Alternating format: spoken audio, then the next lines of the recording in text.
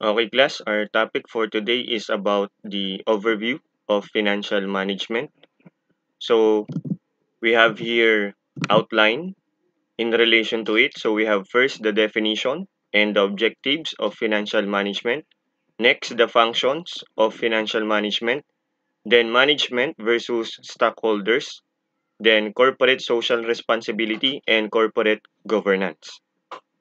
So, first, let us define financial management. The process of planning, organizing, controlling, and monitoring financial resources to achieve organizational goals and objectives. Okay? So actually, kung sisimplihan natin from the word itself, no, financial management, andun na rin yung idea kung ano siya. And financial management is basically the management of the finances or the financial resources of a company in effective and efficient way. Anything na may kinalaman sa pagplano, pag-organize, pag-control at pag-monitor ng money or funds ng isang business. Okay? But take note class, financial resources does not only talk about money. Kasama dyan yung mga loans and advances, investments, and other financial instrument na meron ng company.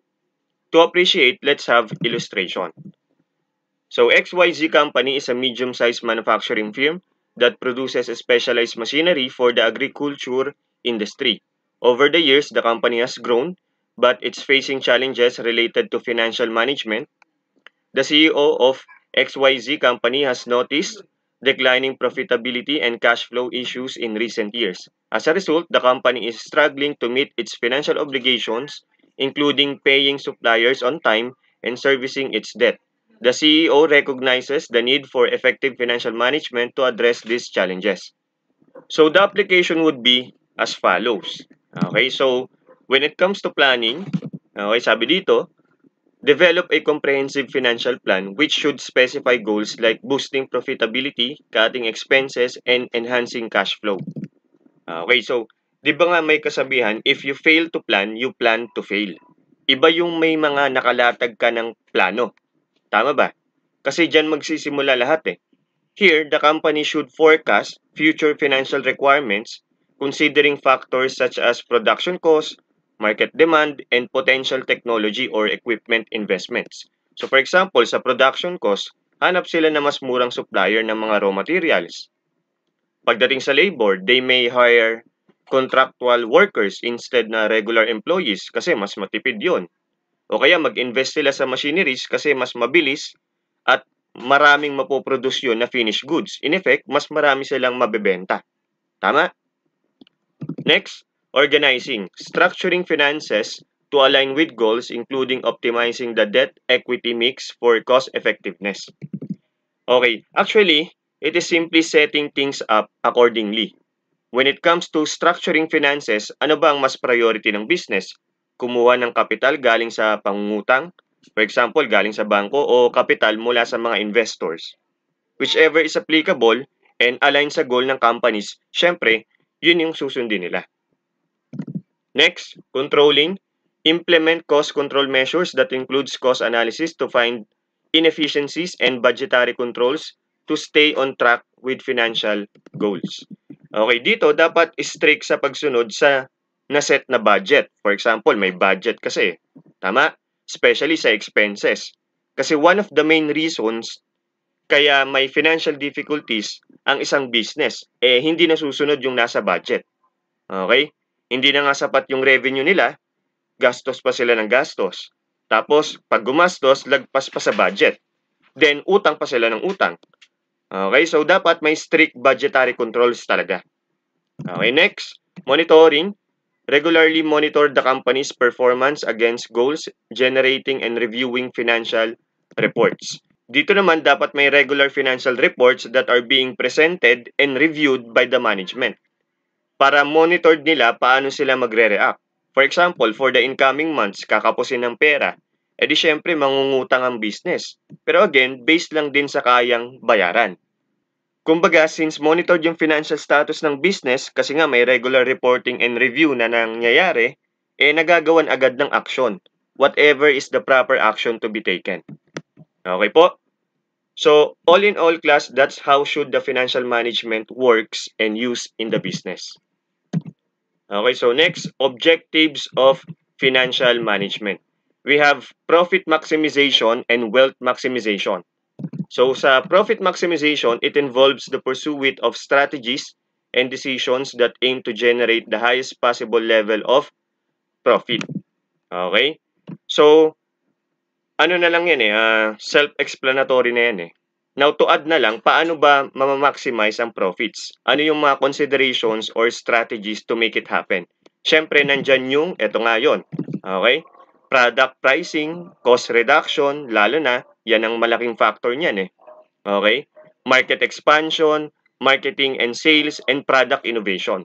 With the proper application of these strategies, there would be an increase to profitability of the business that would obviously benefit the company and its shareholders o yung tinatawag nga nating mga investors.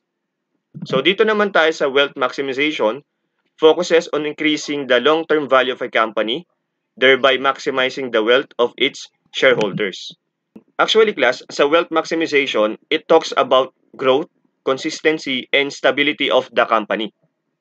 Hindi na siya focused to gain profit, instead to gain value. Kumbaga, sabi nga ng iba, hindi na siya more on sa pagalingan, nandun na siya sa pasarapan. Simply because established na ang business and they have proven themselves.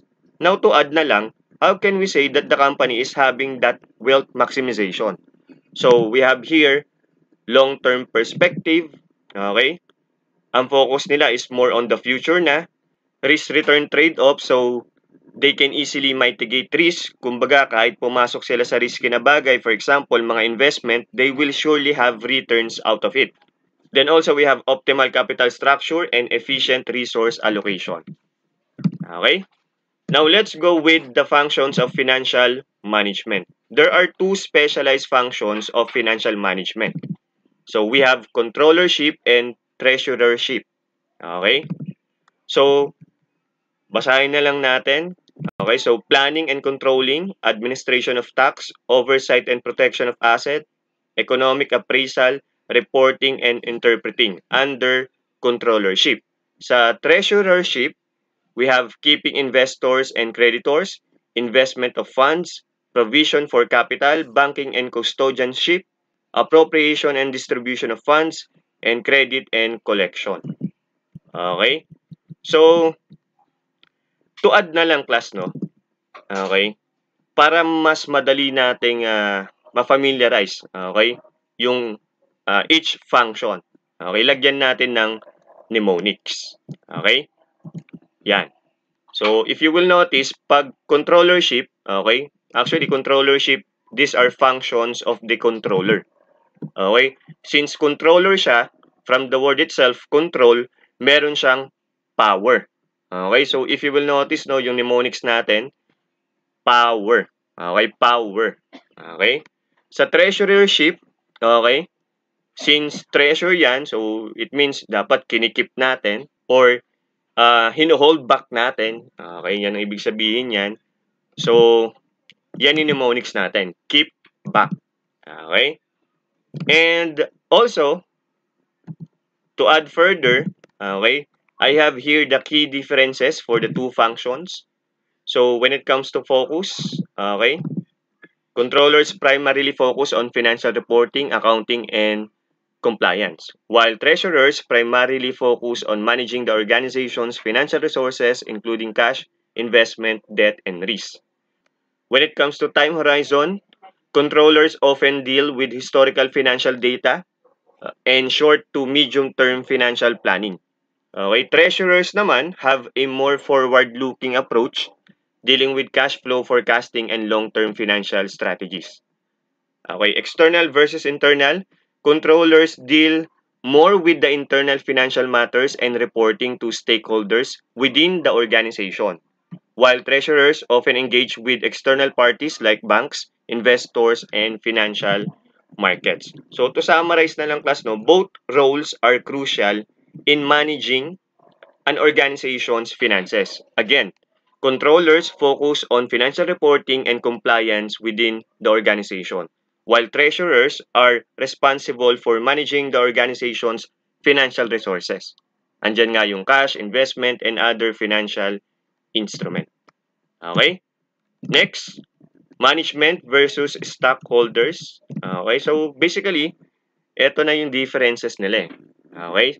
When it comes to position, kay management, okay, ito yung mga kung tawagin executive and officers. Executives and officers of the corporations. Katulad ng mga CEO, COO, CFO, kasama din dyan yung mga VPs, no? Vice President for Sales, Vice President for Finance, di ba? Vice President for Human Resource, tama po ba? Okay, that's the position in relation with management. Sa stockholders, ang position nila, actually, sila yung owners of the corporation. Okay? Stockholders, again, tawag din sa kanila investors and at the same time shareholders. So owners sila ng corporation. Now when it comes to function, ang management, ang responsibility niyan yung day-to-day operations ng business. Okay? Magmula sa decision making pati sa strategic planning nila. Okay? Now, dito naman sa stockholders, ang responsibility nila is to provide capital to the company in exchange for ownership rights and the expectation of financial returns. Okay, so more on provisions no ng capital ang ginagawa nila. Basically kasi nga sila ay investor. Okay? Sila ay owner at the same time. Now, next is the interest. Okay, for management, their interest, okay, is vested in the company's success as their compensation. Kasi syempre, kapag lumalago ang business or company, okay, maganda-ganda din yung compensation nila. Okay, example nga niyan, yung mga bonuses, okay, mga stock options, bukod dun sa typical nilang salaries, okay. Dito naman sa stockholders, primarily, ang interest nila is on the financial well-being of the company. Okay, kasi nga, gusto nila maraming kita, okay, um, maraming assets, okay, that can be in the form of capital appreciation and dividends.